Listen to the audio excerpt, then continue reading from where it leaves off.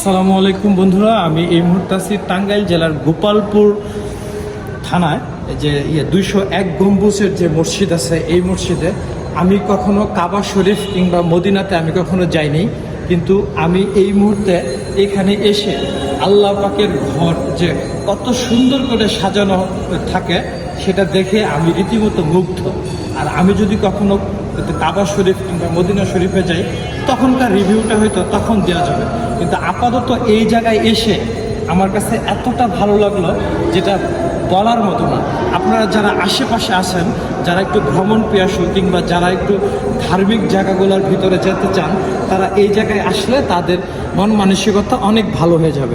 এই মুহূর্তে এখানকার যে ধরনের কারুকাজ দিয়ে এটা সাজানো হয়েছে, এটা মোবাইলের স্ক্রিনে দেখে আপনি কতটা তৃপ্তি পাবেন সেটা আমি এখনও জানতেছি না, কিন্তু আমি এখানে আমার নিজ চোখে দেখে আমার কাছে আমি রীতিমতো মুগ্ধ। চলেন উপরে যাই, যে এই জন্য 201 গম্বুজ মসজিদের নামকরণ করা হয়েছে, আমরা একটু সেটা এখন আপনাদেরকে দেখাবো। Let's go.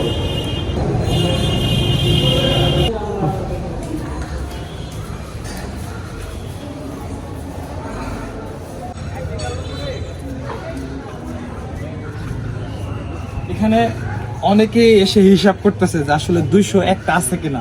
আপনি কয়টা পাইছেন? আমি গণে শেষ করতে পারি, মানে এখনো শেষ করতে পারেন? আসলে তো শেষ করা সম্ভব না, কারণ ভিতরে কয়টা আছে এটা তো ওইভাবে শেষ করা সম্ভব না, বলা যাবে না। আপনি আসছেন কই থেকে? কিশোরগঞ্জ থেকে। কিশোরগঞ্জ থেকে আসছেন? ইনশাআল্লাহ দোয়া করুন আমাদের। বন্ধুরা এখানে অনেক জায়গা থেকে দর্শনার্থী আসছে। আমি এই মুহূর্তে যে ভাইয়ের সাথে কথা বললাম উনি আসছে কিশোরগঞ্জ থেকে, আর আমি আসছি জামালপুর থেকে। এখানে এই যে প্রতিটি গম্বুজ, এক একটা গম্বুজ এরকম, এখানে 201টা গম্বুজ আছে, আর এই জন্যই এই মসজিদের নামকরণ করা হয়েছে 201 গম্বুজ মসজিদ।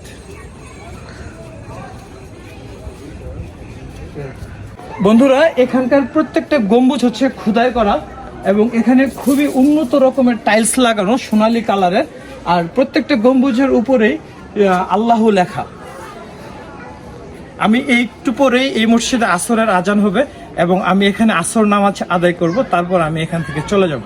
আমি আরেকটু উপরে উঠি এবং উঠে আপনাদেরকে পুরা যে গম্বুজগুলো আছে কেমন আমি আপনাদেরকে একটু দেখানোর চেষ্টা করি।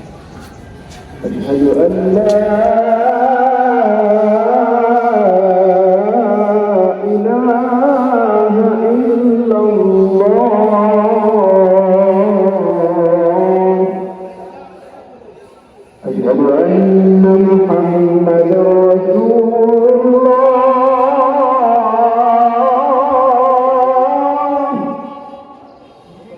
أشهد أن محمدا رسول الله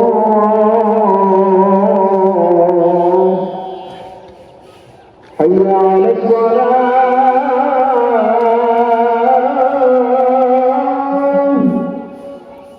حي على الصلاة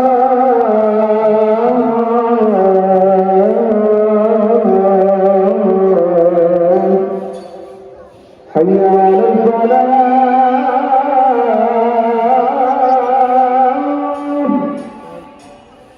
حي على الفلاح